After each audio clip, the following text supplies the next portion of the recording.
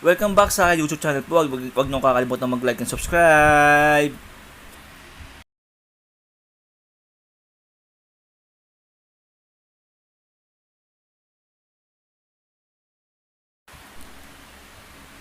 Welcome back sa aking YouTube channel po. Para sa mga bago pa lang sa aking channel, huwag niyong kakalimutan mag-like and subscribe.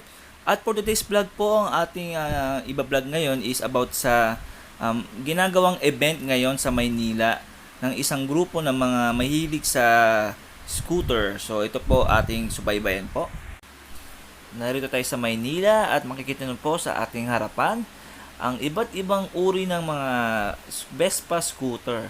So makikita na po ay ito po yung isang mga grupo na mahilig sa Vespa scooter. Ito pong event ito ay ginawa para sa upcoming na birthday ni Dr. Jose Rizal. So ito po isang motorcade na ginawa ng iba't ibang mga Vespa group ng Philippines yan. So kikita na po ang iba't ibang uri at iba't ibang design ng mga Vespa scooter. Isa sa mga expensive na scooter po ito sa buong mundo, ang Vespa na nagmula sa Italy.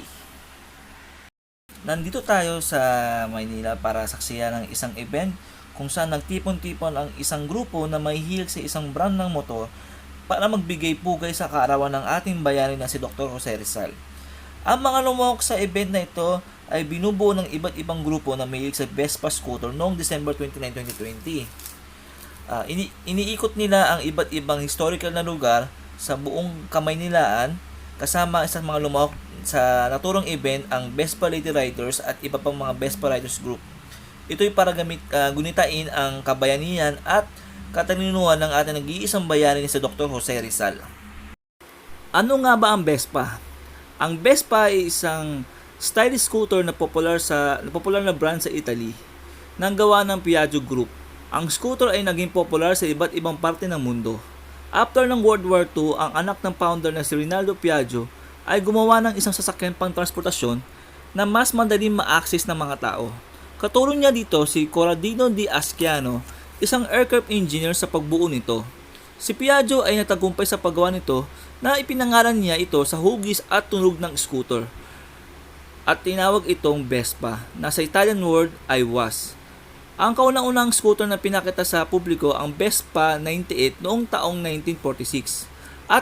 At ngayon, ang Moto Italian Philippines Incorporated ay nag-umpisa ng distribusyon sa Pilipinas ng Vespa scooter sa noong 2009 pero na-issue ito noong 2012.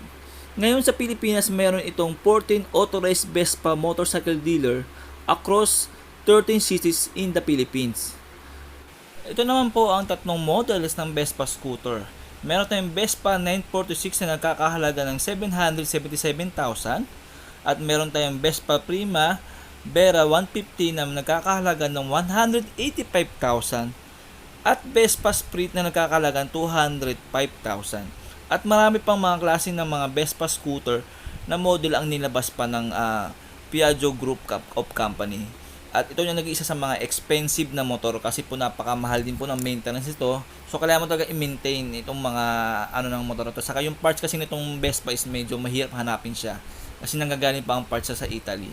So sa mga brands po na mayroong Vespa doon makaka-okay ng parts na motor pero napaka-expensive po talaga ng mga parts. Kasi nagtanong po ako sa mga riders ito kung magkano yung mag-maintain ng motor nito at accessorize is medyo napakamahal daw. So ito po yung nakikita na po nag-uumpisa na po ang motorcade ng Vespa Riding Group. So ayan po para po sa upcoming na birthday ni Dr. Jose Rizal. So hopefully po nagustuhan nyo ang ating short review at pinakita ko sa inyo ang event ng Vespa Rider Group. So yan po iba't ibang klase ng mga Vespa designs.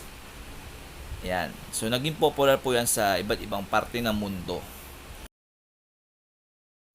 Ating bigyan sulyap ang aking mga nakuwang litrato sa naturang event ng Vespa Riding Group sa upcoming na birthday ni Dr. Jose Rizal. So, ito po yung mga nakuha kong litrato.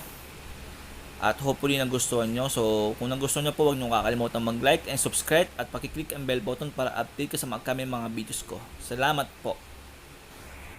Thanks for watching po and don't forget to like and subscribe.